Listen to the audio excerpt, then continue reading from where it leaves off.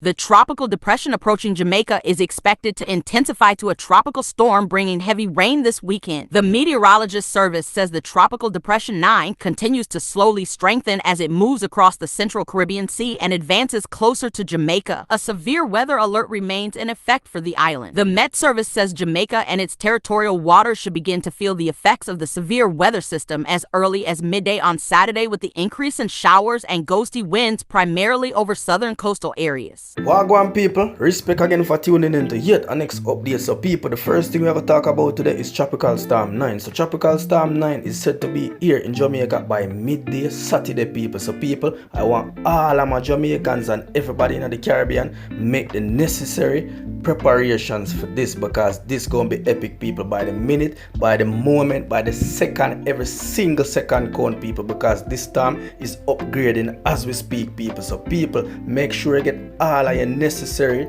things them where you need, people. You hear emphasize on the necessary, because I know you're gonna need all of your little canned food them, your candle, all of your little things them, people, where you're gonna need, people, for a storm. Make sure so you jar enough, people, because even water supplies are gonna cut off. So people, make sure you get every single thing where you need, people, because this storm gonna be epic, people. And Jamaica, we haven't seen a storm in a while, people. So this is an eye opener for all of those who don't seem to take nothing in a life serious, people. So if you definitely take your life serious, people, and your kids them life serious, make sure so you make the necessary preparation. If I even button down your place, buy some food, buy some candle, and make sure so your family live comfortable throughout this time, people.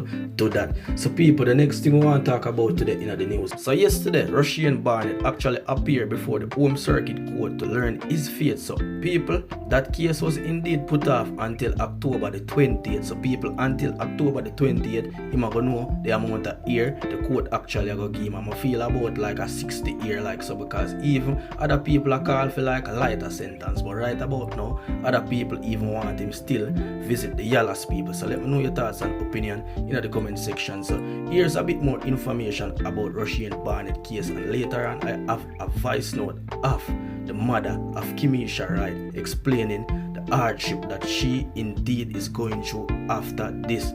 While in court, Mrs. McKnight looked at Barnett from head to toe. One could only imagine the thoughts going through her head, but she says her focus was steadfast in faith. I know that God is there with me in that courtroom. So all I have to do is just cry. All I could do is just cry and call upon my God in my mind. I just focus on my God. I don't focus on Jet. Focus on God. McKnight, with tearful eyes, expressed profound sadness at how Barnett's attorney represented him. The boy murdered my child and my grandchildren, and she take up that case, and then she's coming like he is trying to defend him. That is what I am saying in there. She's trying to defend him. She's trying to tell the judge what to do or what to ease up on the boy. That murderer that murdered my daughter and my grandchildren. It's our job, of course. I know that. But if she bear the pain that I feel, well, then she don't get up and say nothing. If she did have a daughter and grandchildren that someone came and murdered, would she plead for them to give them 45 years? On October 20, when Barnett returns to court, McKnight is expecting him to be given the highest range of sentencing. Mrs. Paula Lewin, she said 60 years and 9 months. She's really a mother. She knows the pain and grief that I am going through. At least because I was looking for 125 years, 25 years for each of my kids them. Because he deserved that. He deserved that. You can't just take 5 lives in this space of a minute and then you want to sit and comfortable.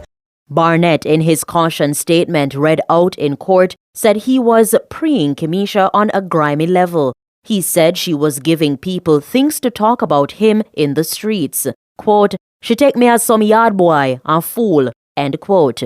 He confessed to the murders, but then claimed he heard voices in his head that told him to do it.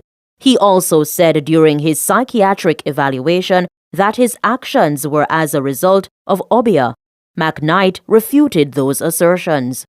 He's lying. He's lying. He don't hear no voices. That what he did have in his mind all along. He don't hear no voices. No hobia. He's lying. He's just wicked. And wicked people must go down. No murderer not supposed to sit down and eat taxpayer money and have and comfortable. No. That is not right. You take 5 lives and you still want to live? Kimisha Wright would have celebrated her 32nd birthday on September 13. For that entire day, Mrs. McKnight said she wept bitterly. Children.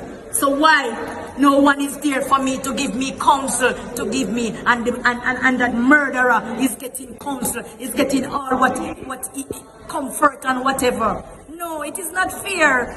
It is not right. It is not right in the sight of God. It is not right. And I need justice. I need justice. I need justice. It will be a little easier for my mind to know that he has get what he really deserves. Because I know whatever they give him, it cannot bring them back. You know, because they are already gone. But at least I will have a little peace of mind, just a little bit, because you know, there's nothing, there's no words, there's nothing can let me come back to how I feel about my daughter and my grandchildren. I'm going through, and I thank others, strangers, family, in my community, everyone that surrounded me and give me the strength to hold on. I am grateful for that, and I thank them. Mr. L.A. Lewis, big up to the boat, because you never leave me out. You always be a supporter for me. No matter what, the Maroon crew, they always stand by me. No matter what I am going through, they always there. When they don't WhatsApp me, they said, Mama Gwen, Nana Gwen, you alright? Is there anything I can do for you? They supported me up till this blessed moment. They are supporting me, and I am grateful for that. I thank them so much, and may God bless and keep